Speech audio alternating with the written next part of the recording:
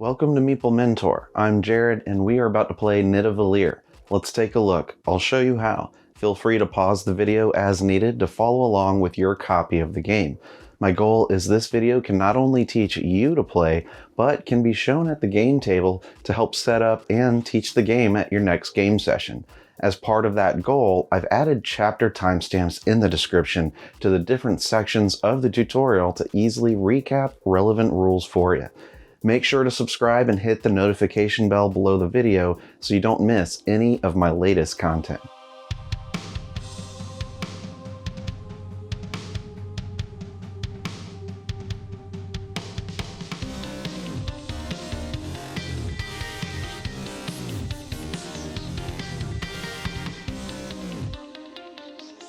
Nidavellir is set in a dwarven kingdom that has lived in peace for millennia until recently. Flames tore the sky, the ground shook, and a forgotten evil awoke from its slumber. The dragon Fafnir has just escaped from his imprisonment by the old wizard and dwarf alliance of long ago. He's seeking gold and to burn up everyone in his wake, starting with the dwarf kingdom, the richest in gold. In this world, players are respected members of the council and chiefs of war. The king has tasked you with forming an army to confront and defeat Fafnir. Recruit the best heroes and skilled dwarves to build your battalion. The players who do this the best and achieve the highest bravery value will win the game and have the honor of going to defeat the dragon.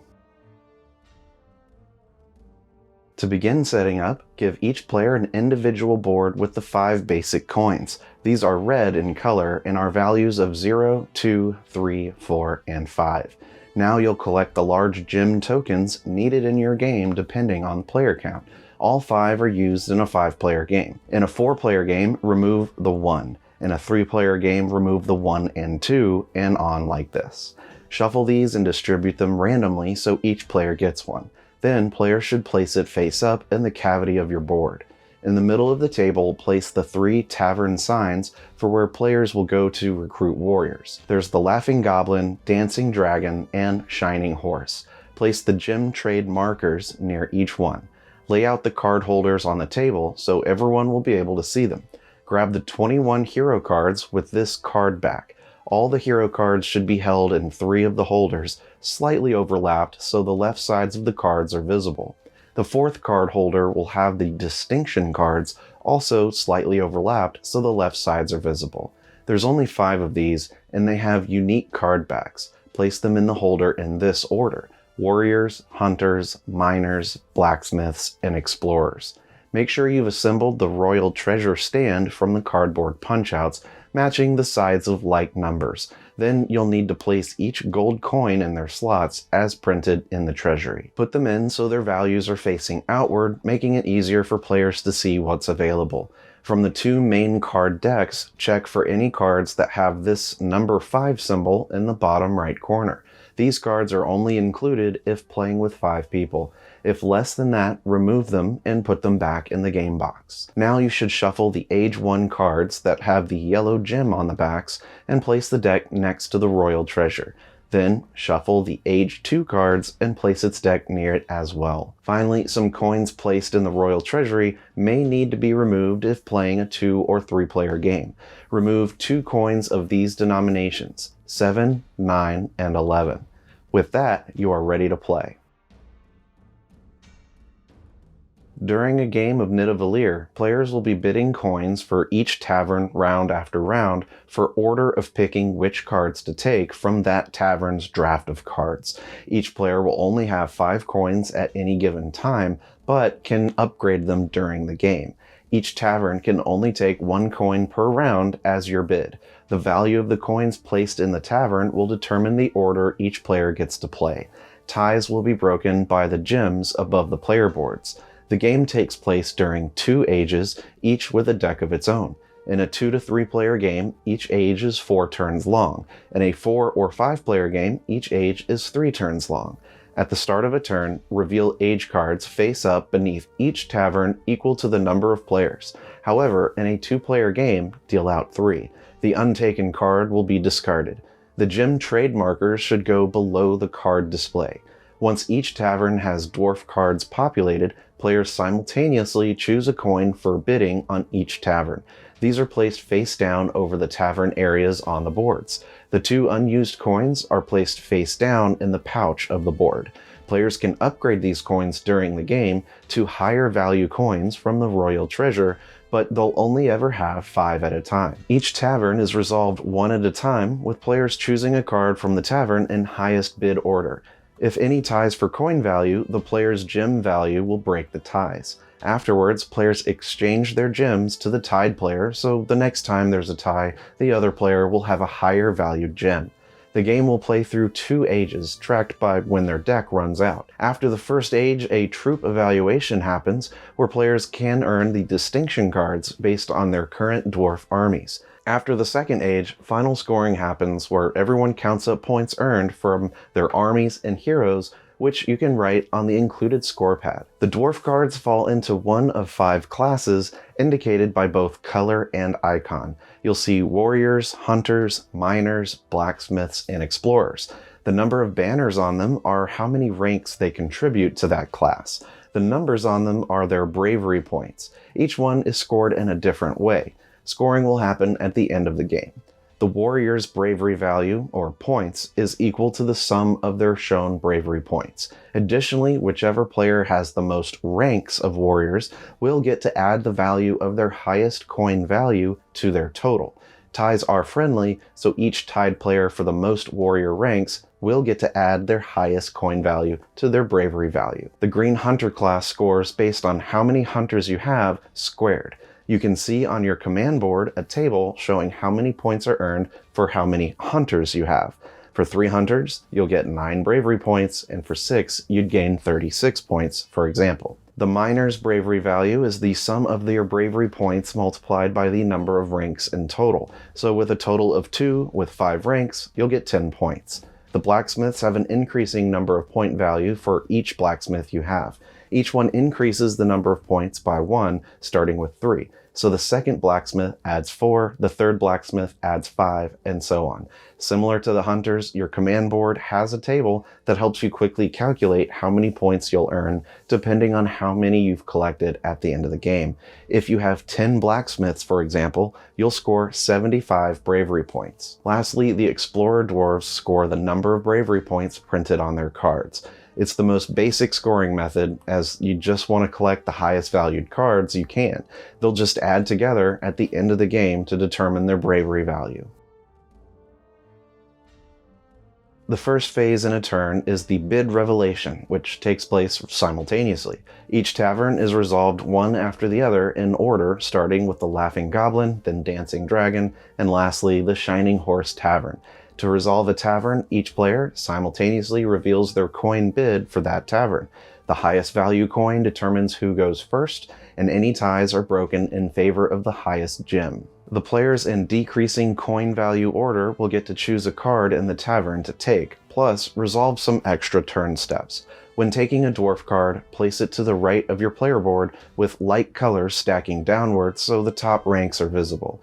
New colors to your army are placed in new columns. When taking a royal offering card, it will let you immediately upgrade and transform one of your coins by the amount on the card. It can be any of your coins, even the one being used or previously used. Exchange the coin with the correct valued coin in the royal treasure and put the new one in the same spot the coin came from. Regardless of taking a royal offering card, if your coin used at the tavern was your 0 coin, you can trade coins from your pouch. Reveal the 2 coins placed in your pouch and add them together.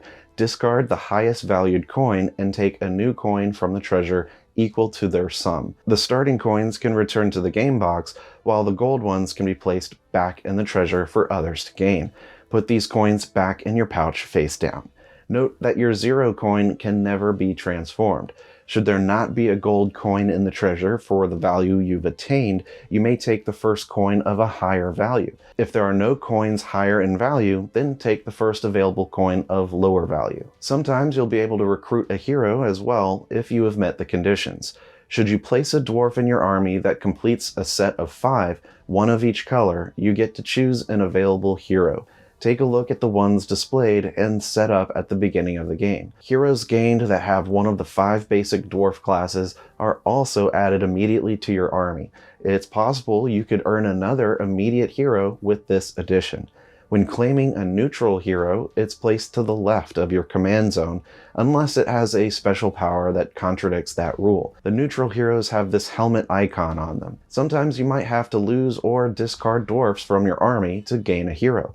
Look for this symbol on cards like Dagda the Explosive and Bonfur the Tyrannical. When this happens, you won't get to complete the same row for a new hero. The number of complete lines in your army must always be equal to your number of recruited cards plus 1. After each player has played their turn for the tavern, proceed to trading gems between the players for tied coin values. Then proceed to resolving the next tavern. In a tie in coin value between 2 players, the gems are traded between them. In a tie between 3 players, the lowest and highest gem is traded. The middle gem value is kept the same. In ties between 4 players, the lowest and highest gems are traded, and the middle 2 gems are traded between them. The same works for a 5-player tie, but the middle value gem is not traded. Note that any player that has acquired the special value 6 gem will never trade it. One other clarification about gem trading: when someone has transformed the coin in the tavern being resolved, the new value is not taken into account for ties. Use the original coin value when determining gem trading. After resolving each tavern and gem trading, proceed to the next turn. Everyone picks up their coins to prepare for bidding in the next turn.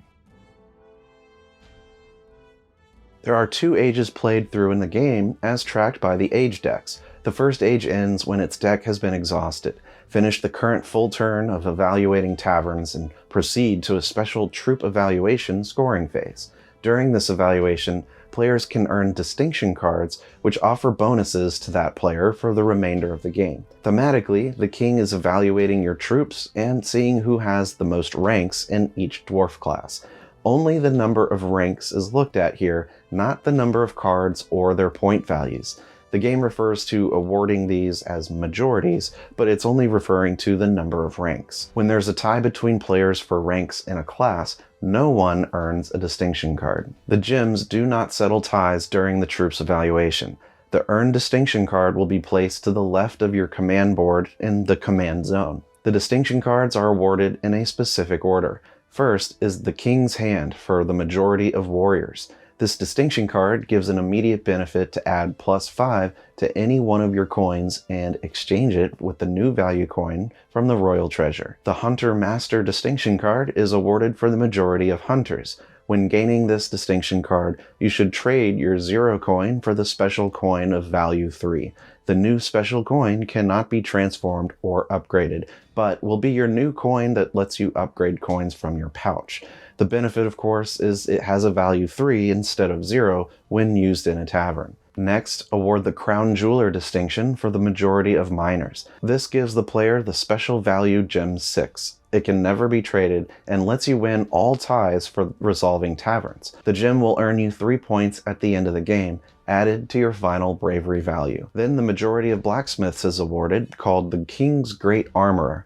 When taking this distinction, add the special blacksmith card with 2 ranks to your army. It may trigger recruitment of hero cards. Lastly, the Pioneer of the Kingdom awards the majority of explorers. When gaining this distinction, draw 3 cards from the Age 2 deck and keep 1. If it's a dwarf, place it in your army. It could cause you to recruit a hero.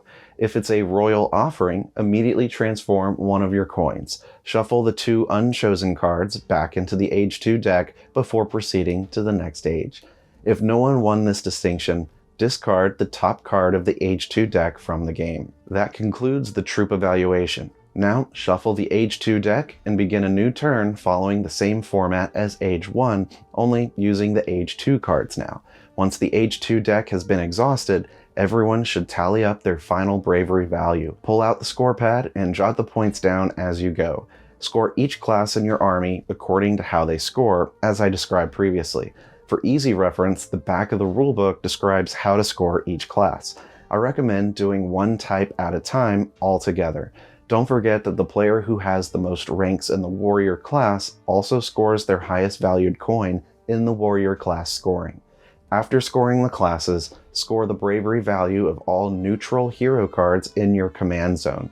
These have a point value in the corner of each. You just sum them up. Lastly, add the value of all your gold coins. Players who scored their highest coin with the warrior majority also get to count it again here. Whoever has the special gem 6 should add 3 to the total of their coin value.